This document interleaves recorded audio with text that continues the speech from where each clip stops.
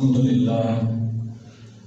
لله رب العالمين، والصلاة والسلام على سيد الأنبياء والمرسلين وعلى آله وأصحابه وآل بيته وعترته أجمعين. أما بعد فأعوذ بالله من الشيطان الرجيم. بسم الله الرحمن الرحيم. کچھ قواعد کے حوالے سے یعنی قرآن پاک پڑھنے کے دوران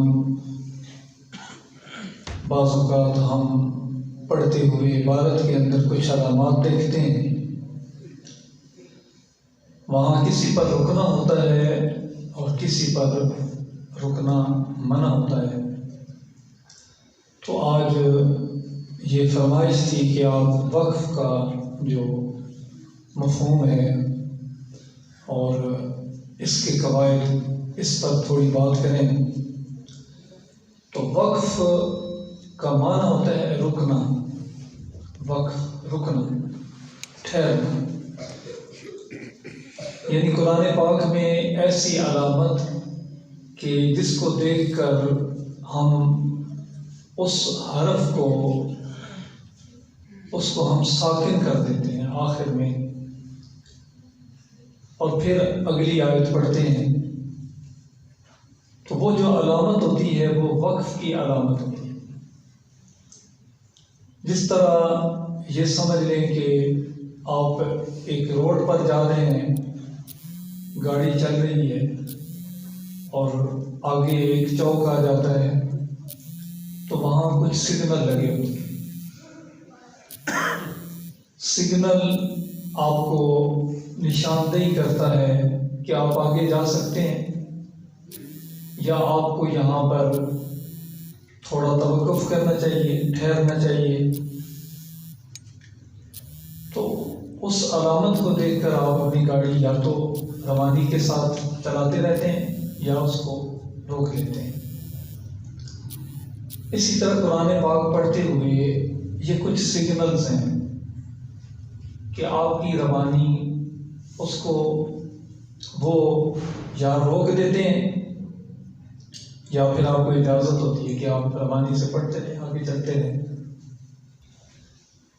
تو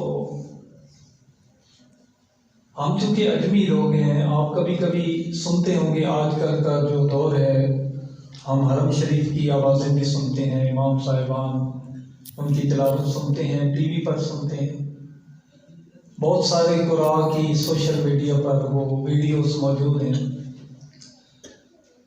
تو کبھی کبھی بندہ حیران ہوتا ہے کہ ہم یہاں وقف کرتے ہیں اور یہ وقف نہیں کرتے، ہم یہاں وقف نہیں کرتے اور یہ کرتے ہیں.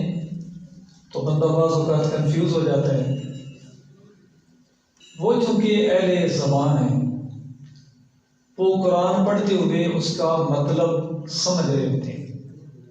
ان کو پتہ ہوتا ہے کہ جو میں جملہ پڑھ رہا ہوں یہ کہاں ختم ہوگا، اگلا جملہ کہاں سے شروع ہوگا.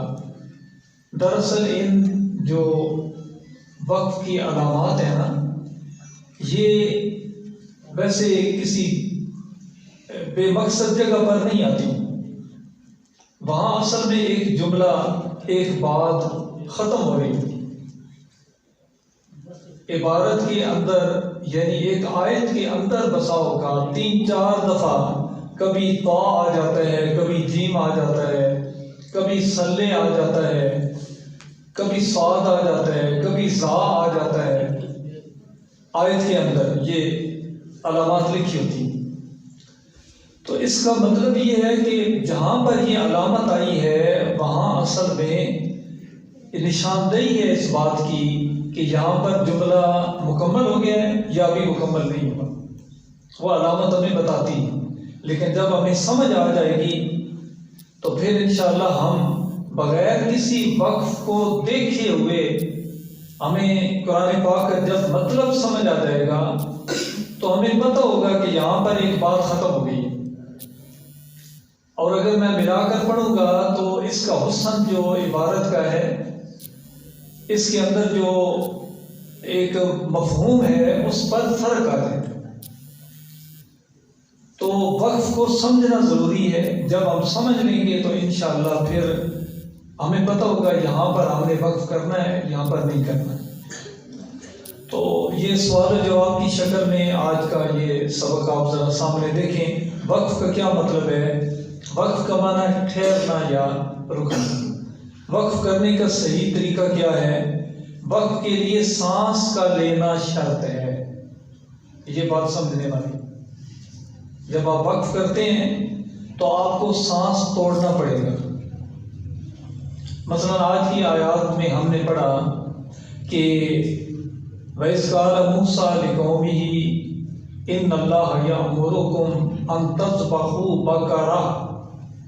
یا تا دو زبر تن تھا یا ہم نے وقف کر دیا، اس کو تا کو گول تا کو ہم نے ہا میں بدل دیا، وہ ہا بن گئی. جب ہم نے اس کو وقف کیا، گول تا کا قاعدہ یہ ہے کہ جب اس پر وقف کرتے ہیں تو گول تا کیا بن جاتی ہے؟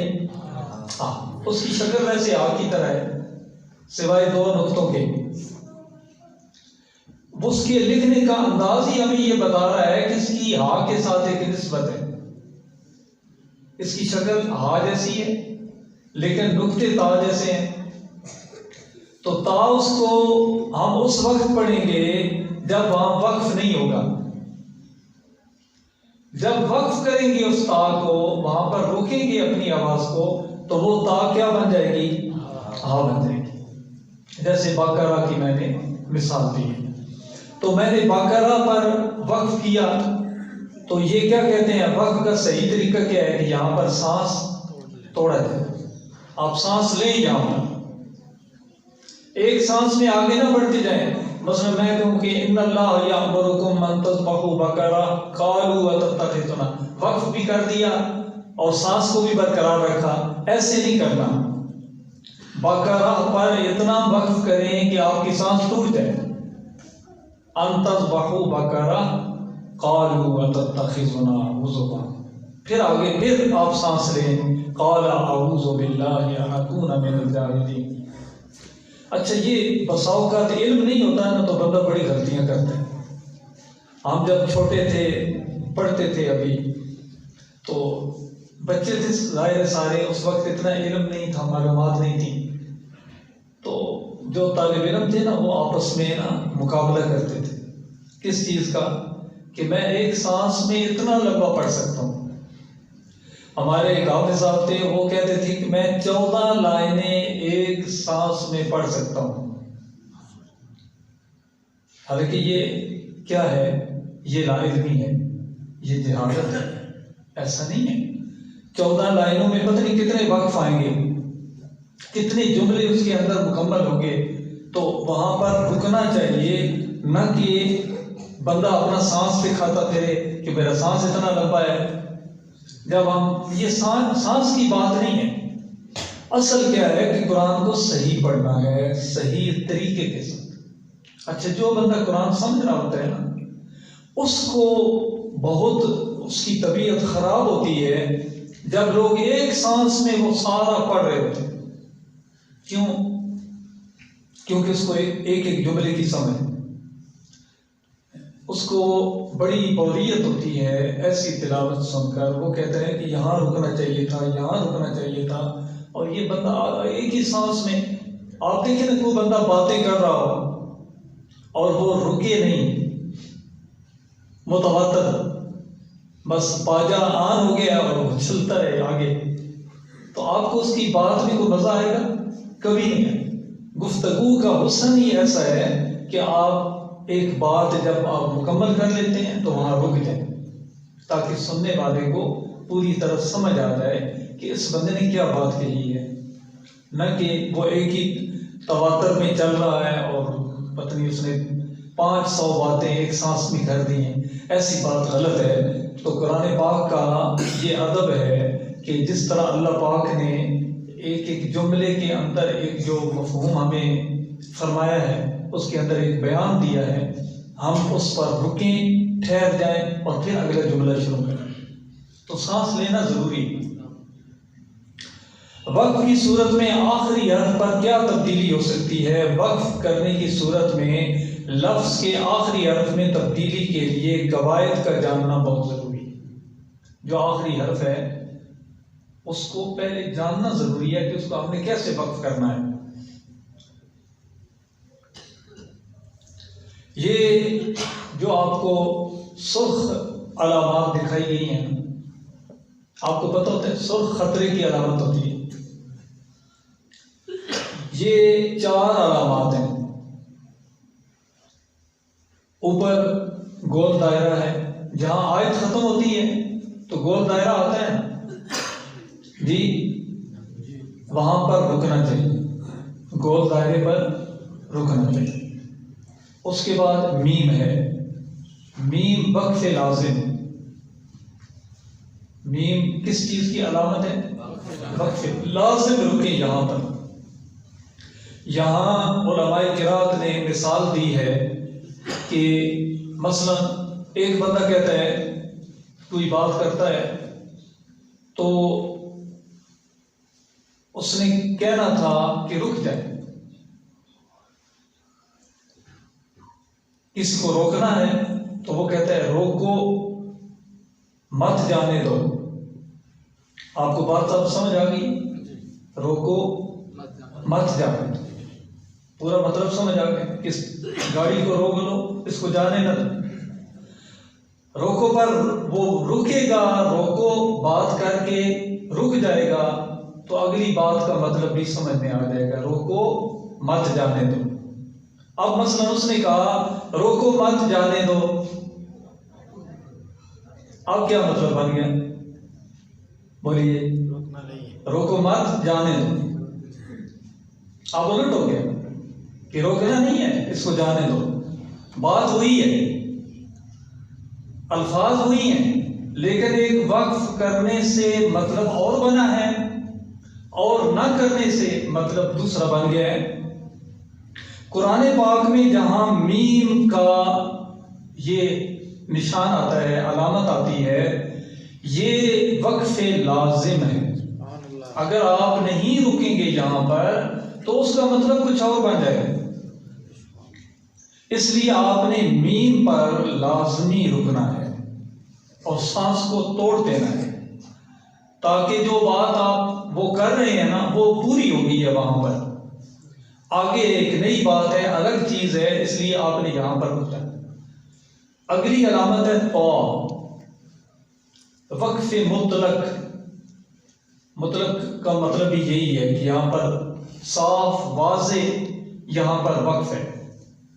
آپ یہاں پر کوئی یعنی شک و شبے والی بات نہیں ہے، یہاں پر آپ نے رکنا ہے. اور اس کے نیچے ہے وقف. وقف کبھی لفظ لکھا ہوتا ہے، کبھی کف لکھا ہوتا ہے، کبھی وقف لکھا ہوتا ہے، تو وہاں بھی آپ نے رک جانا ہے. تو یہ ادھر جو گرین سگنل لکھا ہوا ہے گو، یہ اوپر گو کا مطلب کیا ہے کہ جانے دو جی، آگے چلتے تھے. اگر لام الف آیت کے اندر آ جائے، یہ بڑی سمجھنے کی بات ہے، سب کا دھیان ہے میری طرف. اگر لام الف کہاں آ جائے؟ آیت کے اندر، تو آپ نے ہرگز نہیں رکنا، بالکل نہیں رکنا وہاں پر. وہ لا وہاں اسی لیے لگایا گیا ہے کہ آپ نے نہیں رکنا. یہاں پر آپ نے تواتر کے ساتھ پڑھتے جانا ہے. اگر آپ رک جائیں گے تو مطلب غلط ہو جائے گا. ٹھیک ہے. کبھی کبھی یہ جو علامت ہے لا کی، یہ گول دائرے کے اوپر آتی ہے نا. مثلا ہم سورہ رحمان پڑھ رہے ہوتے ہیں، ایک جگہ آتا ہے فَبِأَيِّ آلَاءِ رَبِّكُمَا تُكَذِّبَانِ مُضَامَّتَانِ. اس فَبِأَيِّ آلَاءِ رَبِّكُمَا تُكَذِّبَانِ کے بعد جو دائرہ ہے اس کے اوپر لا ہے، تو میں نے وہاں وقف نہیں کیا. اس کے متعلق جو علماء قرات ہیں وہ کہتے ہیں کہ اگر علامت کے اوپر لام الف آ جائے تو وہاں آپ کو اختیار ہے، آپ چاہیں تو وہاں وقف کر لیں کیونکہ نیچے آپ کو گول دائرہ موجود ہے. وہ سگنل کس بات کا ہے؟ رکنے کا ہے. اور اگر آپ نہیں رکنا چاہتے تو یہ اجازت ہے کہ آپ آگے چلے جائیں چونکہ اوپر لا آ گیا ہے. ٹھیک ہے. لا کا معنی کیا ہوتا ہے؟ نہیں. نہیں کا مطلب ہے یہاں نہیں رکنا. ٹھیک ہے. لا کا معنی بھی ہمیں آنا چاہیے نا. عربی میں کوئی چیز کا انکار کرنا ہو تو کہتے ہیں لا لا لا، نہیں نہیں نہیں. ٹھیک ہے. تو لا کا مطلب کیا ہے؟ نہیں، یہاں نہیں رکنا. عبارت کے اندر تو ہرگز نہیں رکنا. اور اگر دائرے کے اوپر آتی ہے یہ علامت تو اختیار ہے، چاہے تو آپ وقف کر لیں چاہے آپ وقف وہاں پر نہ کریں. ٹھیک ہے جی. یہ اتنی بات سمجھ آ گئی. اب جو قواعد سمجھنے ضروری ہیں، مثلا یہ آپ دیکھیں، لفظ کے آخری حرف پر اگر زبر، زیر، پیش، دو زیر یا دو پیش ہوں تو اس کو ساکن کر کے پڑھیں گے. جیسے عالمین. آگے کیا ہے؟ یعنی عالمین، العالمین وہاں وقف کر دیا گیا ہے، نون کے اوپر ساکن کر دیا گیا ہے نون کو. آگے کیا ہے؟ الرحیم. الرحیم پہلے لکھا ہوا ہے اور جب اس کو ساکن کریں گے تو کیا بن جائے گا؟ الرحیم. آگے نستعین، اور جب وقف کریں گے تو کیا بن جائے گا؟ نستعین بن جائے گا. قریشن لکھا ہوا ہے اور جب وقف کریں گے تو کیا بن جائے گا؟ قریش. احد لکھا ہوا ہے اور جب وقف کریں گے تو کیا بن جائے گا؟ احد بن جائے گا. اگر آخری حرف پر دو زبریں آ جائیں تو اس کو الف مدہ کی طرح کھینچ کر وقف کریں گے. مثلا نیچے جو لفظ پہلا لکھا ہوا ہے ہدن، دال کے اوپر دو زبریں ہیں. جب اس کو وقف کریں گے تو اس کو کیسے پڑھیں گے؟ ہدا. کیسے پڑھیں گے؟ دو زبریں آ جائیں گی تو کیسے پڑھیں گے؟ ہدا. مسمن لکھا ہوا ہے، جب اس پر وقف کریں گے تو پڑھیں گے مسما. ٹھیک ہے جی. توابن لکھا ہوا ہے اور جب وقف کیا تو کیا بن گیا؟ توابا. سواء لکھا ہوا ہے اور کیا بن گیا؟ سواء. یہ اس پر اکثر لوگوں کو ایک شک و شبہ پڑ جاتا ہے، دو زبروں پر جو وقف آتا ہے. تو آج آپ کو پتہ چل گیا کہ یہاں پر کیا کرنا ہے، اس کو الف بنا دینا ہے. ایک زبر کو الف بنا دینا ہے، ایک زبر ساتھ پڑھ دینی. ہم بچوں کو ایسا بتاتے ہیں کہ ایک زبر کو آپ الف بنا دیں، دو زبریں ہوں گی، ایک زبر کو الف بنا دیں اور ایک زبر کے ساتھ اس کو ساکن کر دیں. ٹھیک ہے. یہ آسان طریقہ ہے. اگر آخری حرف پر کھڑا زبر ہو تو اس میں کوئی تبدیلی نہیں ہوگی. جیسے طٰہٰ، مأویٰ. بہ، بہی کو بہ. انشرہ کو انشرہ، انشرہ. یحیی ایسے ہی پڑھیں. ٹھیک ہے. اگر آخری حرف حروف مدہ یا حروف لین میں سے ہو تو اس میں کوئی تبدیلی نہیں ہوگی. مثلا قالو ہے، قالو کے بعد اگر یہ آگے ہے حرف مدہ آ گیا ہے تو اس کو قالو ہی پڑھیں. حفظہما، اس کو ایسے ہی پڑھیں، حفظہما ہی پڑھیں گے، یہاں میم کو ساکن نہیں کریں گے. قولی ھذا وتواصوا، تو ان کو جب وقت کیا تو ان کو ایسے ہی پڑھا جیسے لکھا ہوئے. اگر آخری حرف پہلے سے ساکن ہو تو اس میں کوئی تبدیلی نہیں ہوگی. مثلا اذا الشمس کورت، اب گول دائرہ آگے کورت کے بعد، لیکن اس کو ایسے ہی پڑھنا ہے کیونکہ وہ پہلے ہی ساکن ہے. تو ساکن کو مزید ہم نے ساکن نہیں کرنا. آج صبح مجھے ایک بچہ سبق سنا رہا تھا تو اس نے بھی ایسے ہی کیا. اس نے آخری جو حرف تھا نا اس سے پہلے پر ساکن کر دیا، اس سے پچھلے پر. وہ چونکہ لفظ خود ساکن تھا تو اس نے سمجھا کہ اس پر تو ساکن ہے، اس سے شاید پچھلے کو ساکن کرنا ہے، پچھلے کو ساکن نہیں کرنا، اس کو ویسے ہی پڑھ دینا ہے، چونکہ تا ساکن ہے تو اس کو ساکن ہی رکھنا ہے۔ فن سب یولد اور قوہ، اس گول تا کو ہم نے کیا بنا دیا؟ ہا بنا دیا۔ لومزہ گول تا کو کیا بنا دیا؟ ہا بنا دیا۔ یہ گول تا کا ضرور یاد رکھنا ہے۔ بعض اوقات مثلا بچے پڑھ لیتے ہیں ایک لفظ وَآتُوا الزَّکَاۃَ،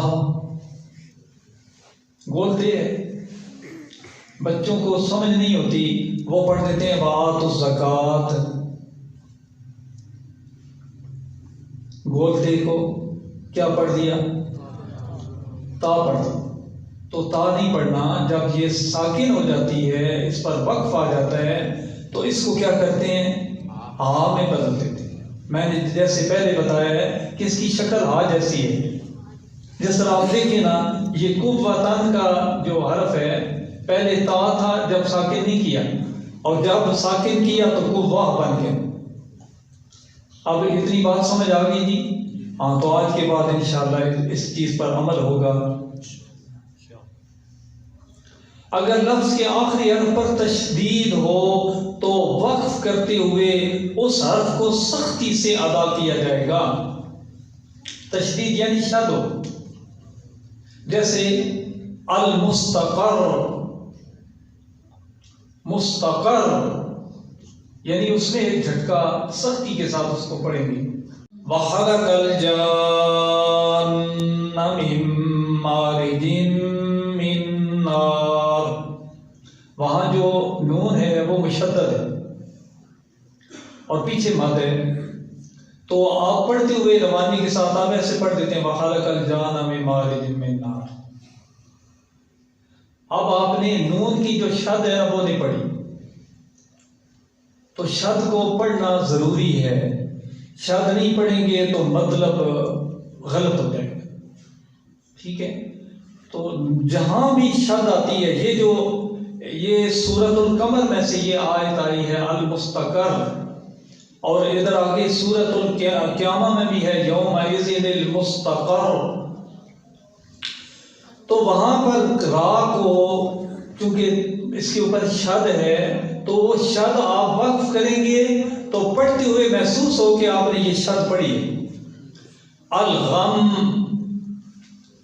غم، منہ کو تھوڑی دیر بند رکھیں، ساکن بھی کیا ہے اور میم کی شد بھی، اس کی بھی سمجھ آ جائے کہ آپ نے وہ شد بھی پڑھی ہے اور اس کو ساکن بھی کیا ہے۔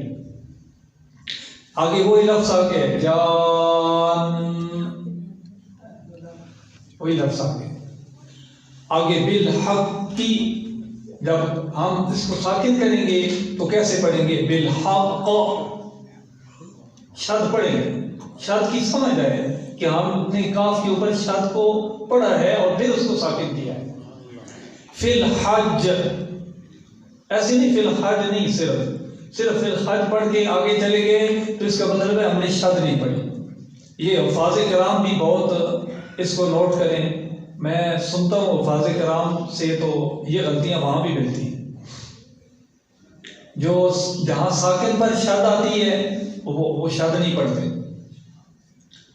اور ہمارے پاس جو اساتذہ کرام ہیں وہ یہ الفاظ کا ٹیسٹ لیتے ہیں، ایسا کہ اس کو پڑھنے کا طریقہ آتا ہے، یعنی اس کو پتہ ہے ان باریکیوں کا کہ جہاں شد پر وقف کرنا ہے وہاں اس کو کیسے پڑھنا ہے۔ تو یہ جو اساتذہ کرام ہیں، الفاظ کرام ہیں، ان کے لیے یہ بہت باریک نکتہ ہے، اس کو سمجھنا، بچوں کو سمجھانا اور اس پر عمل کرنا۔ اللہ تعالیٰ توفیق عطا فرمائے۔ آخری حرف شد والا نون یا میم ہو تو اس پر وقف کرتے ہوئے غنہ بھی کیا جائے گا، جیسے میں نے جان بتایا، یہ نون مشدد ہے تو یہاں وقف بھی کیا ہے اور غنہ بھی لازمی کرنا ہے۔